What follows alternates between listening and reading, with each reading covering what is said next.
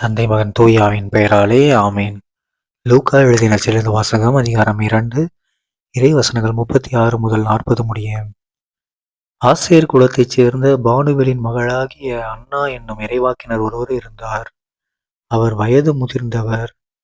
மணமாகி 7 ஆண்டுகள் கணவரோடு வாழ்ந்த பின் கைம்பெண் ஆனவர். அவருக்கு வயது 84. அவர் கோவிலை விட்டு நீங்காமல் நோன்பிருந்து மன்றாடி அல்லும் பகலும் திருப்பணி செய்து வந்தார்.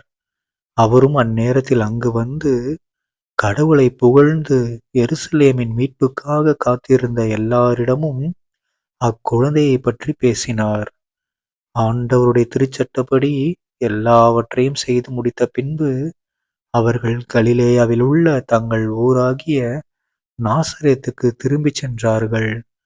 குழந்தையும் வளர்ந்து வலிமை பெற்று ஞானத்தால் நிறைந்து கடவுளுக்கு உகந்ததாயிருந்தது. ஆண்டவரின் அருள்வாக்கு. கிறிஸ்துவே உமக்கு புகழ். அன்பார்ந்த சகோதர சகோதரிகளே, இன்று கிறிஸ்து பிறந்து 6ஆம் நாள், டிசம்பர் 30ஆம் தேதி 2025ஆம் வருடம் செவ்வாய்க்கிழமை. இன்றைய நற்செய்தியில பாருங்க என்ன நடக்குது. நம்ம ஏசப்பா கோவிலில் இருக்கும்போது யாரு அன்னா அப்படிங்கிற இறைவாக்கினர், ஓகேங்களா, அவங்க ஒரு கைம்பெண். அவங்க அவங்க வயசு அப்போ என்னவா இருந்துச்சுன்னா 84, 84. ஸோ அப்படி அந்த வயசுல இருந்தவங்க ஏசப்பாவை பார்த்தோன்னே அவரை பற்றி எல்லாத்துக்கிட்டையும் சொல்றாங்க, ஓகேங்களா. அதுக்கப்புறம் பாருங்களேன், ஏசப்பாவுக்கு செய்ய வேண்டிய அந்த கோவிலில் காணிக்கையெல்லாம் கொடுத்தாங்க இல்லையா, அப்படியெல்லாம் முடிச்ச பிற்பாடு என்ன பண்ணாங்களாம், வீட்டுக்கு திரும்பி நாசரேத்துக்கு திரும்பி போயிட்டாங்க, ஓகேங்களா. ஆனால் அதுக்கப்புறம் என்னாச்சாம், குழந்தை வளர்ந்து வலிமை பெற்று ஞானத்தால் நிறைந்து கடவுளுக்கு உகந்ததாக இருந்ததாம், ஓகேங்களா. நாமளும் என்ன பண்ணோம், சின்ன குழந்தைங்களா இருக்கீங்களா, நீங்கள் என்ன பண்ணோம், வளர வளர ஞானத்தில் வளர்ந்துருக்கணும்.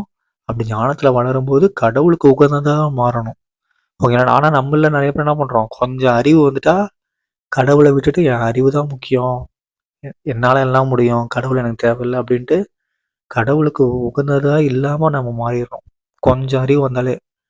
ஆனால் என்ன சொல்கிறார் ஏசப்பா, ஞானம் நிறைந்து கடவுளுக்கு உகந்ததாக மாறணும் நாம, ஓகேங்களா. அண்ட் இப்போ குழந்தைய பெற்றெடுக்கிறவங்க, குழந்தைய வளர்க்குறவங்க என்ன பண்ணணும், குழந்தைய ஒழுங்காக ஞானத்தில் வளர்க்கணும், ஓகேங்களா. ஞானம் இருந்தால் தான் கடவுளோட அவங்க ஒன்றிணைந்து வாழ முடியும், ஓகேங்களா. அந்த ஞானம் தான் அவங்கள நல்ல வழி கொண்டு போகும், ஓகேங்களா. தந்தை மகன் தூய ஆவியின் பெயராலே ஆமேன்.